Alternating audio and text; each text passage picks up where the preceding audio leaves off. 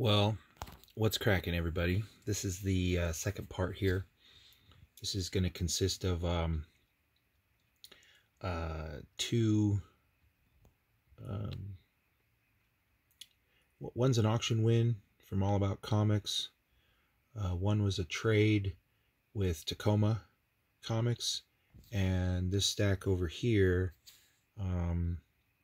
is a couple comic store haul things. I did want to start off by saying that this right here, this constitutes essentially damaged.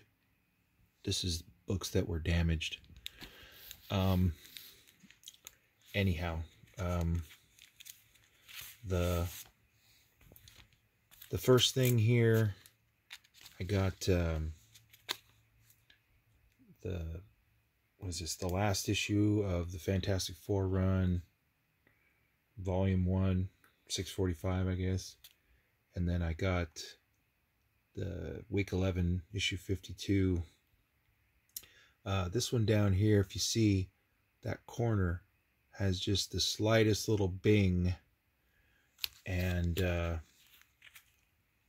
Tacoma also had sent me very graciously and very cool the last couple issues of FF, the last 3 issues, these variant covers, which I did not have, but they did get a little binged.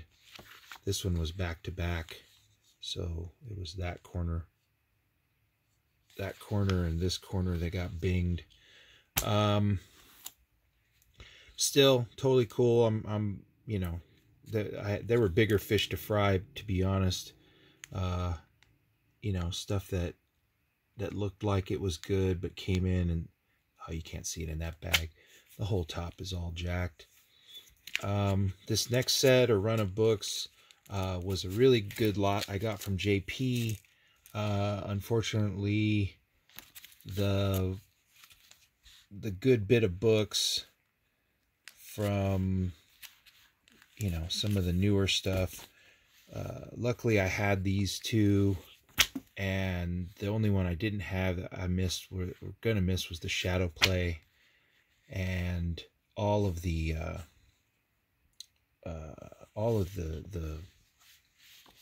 Purgatory stuff. Unfortunately, got banged up in the process. So that was a pretty good stack. This was the stuff that actually was perfect shape, and I was actually real happy with that. And Vandala, the Prodigy 1 and 2,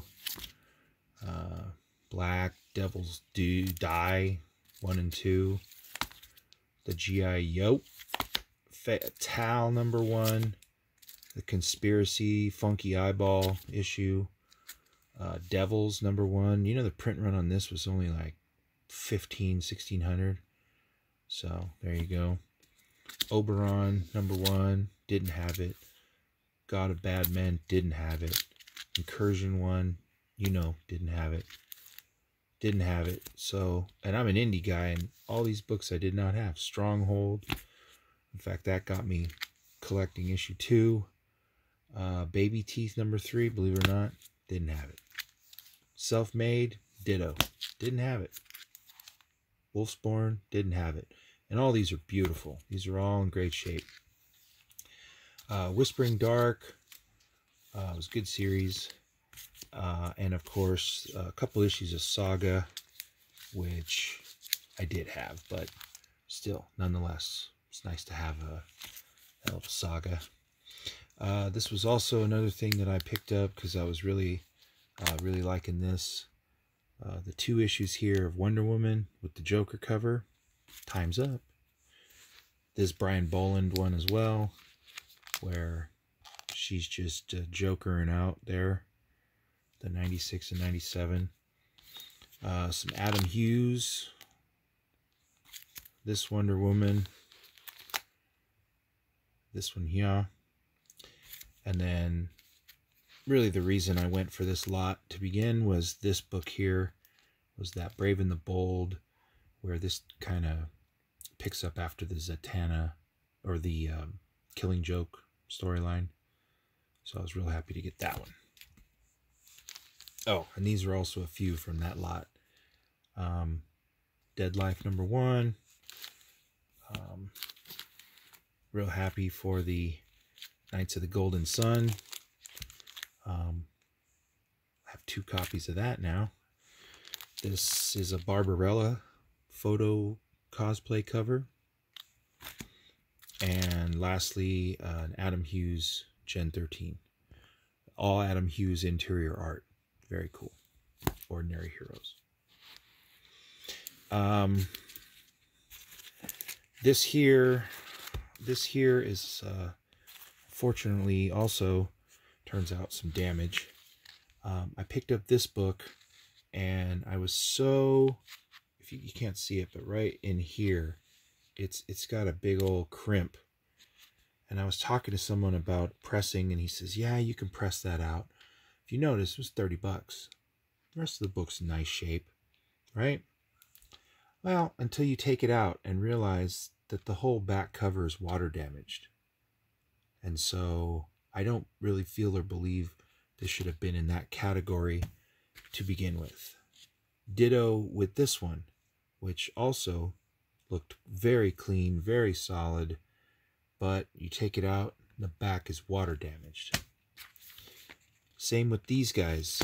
I can actually now, if I should have been more cognizant, you can actually feel it, that it's a little wavy at the bottom and water damage.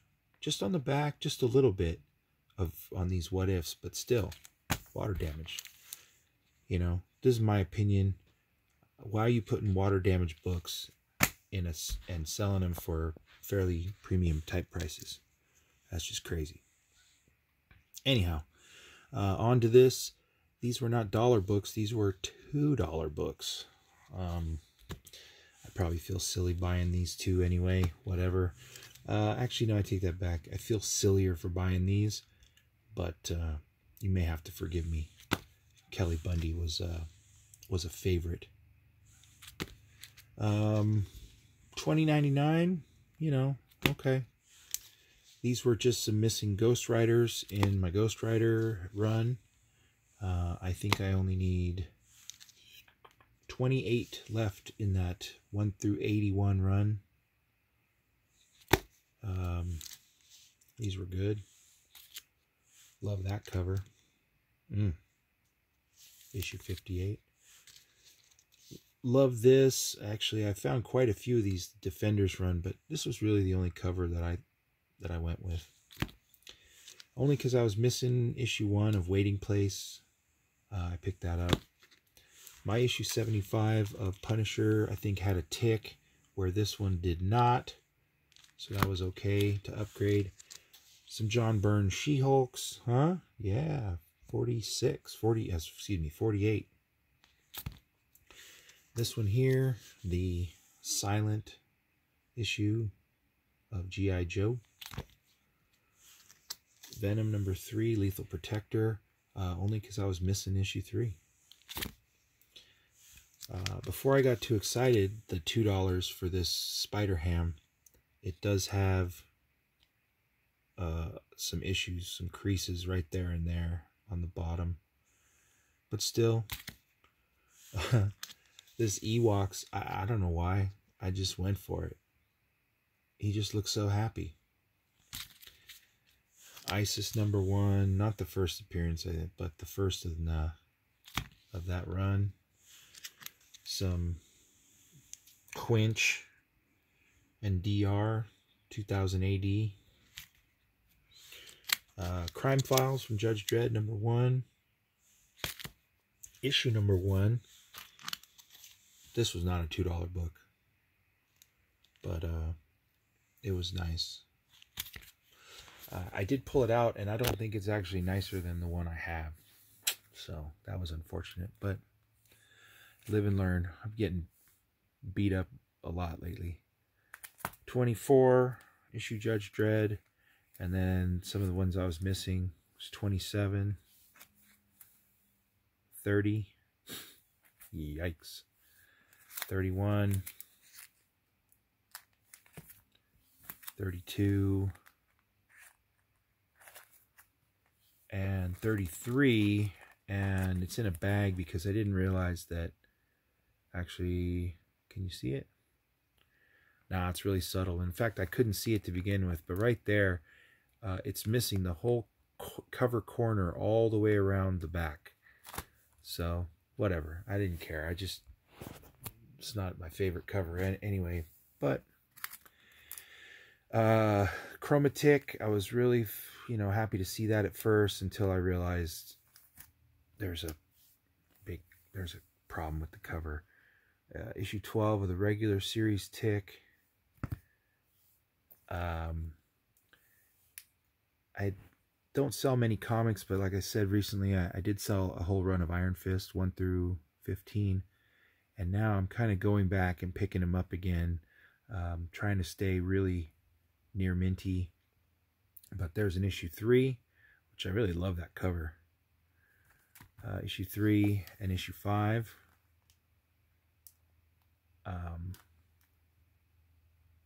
That was nice. Also, since I completed my Tomb of Dracula run, I'm working on Werewolf by Night. So there's a 17. Picked this up also at that show, and this one's cool. It's all right. You can't see it. It got pressed, but it had a sub crease. It had a sub crease, so I don't know. I don't know where I'm going to go with that one. One of the last 4 issues of Uncanny X-Men I'm missing, from 94 up to 450, is 111. I got that, at least I think I got for a decent price. And last but not least, I did manage to negotiate this Swamp Thing #1, signed by Len Wein.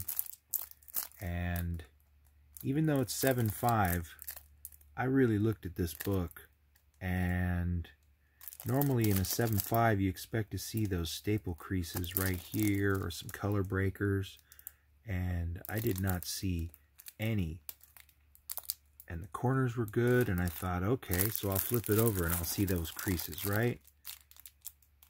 No, I didn't see the creases on the back cover either. Book doesn't look pressed, but then I realized up here in the corner, or up here right above the R pretty high, there's about like an 1/8 inch little cut, little tear. And so, but you can't really, it's tough to see even, but still, I really dug it. And yeah, so I went ahead and I went with that one. I'm going to hold it for a minute, maybe see what we can do when it comes time for Swamp Thing to get even more of a buzz or a bump. But there you go, my last book. All right, and there we go. Doing the hauls. So not much to say, but I'm tired. It's been a long week and a half of many different hauls and things going on. I'm going to take a break until April 6th when there's another show down here in San Diego. I'm going to have to try to work on that water damage nonsense, and I don't know, just trying to get organized as well. So anyhow, I'm out. This is Pope C on the floor. This is where my hauls are lately. So anyway, peace out.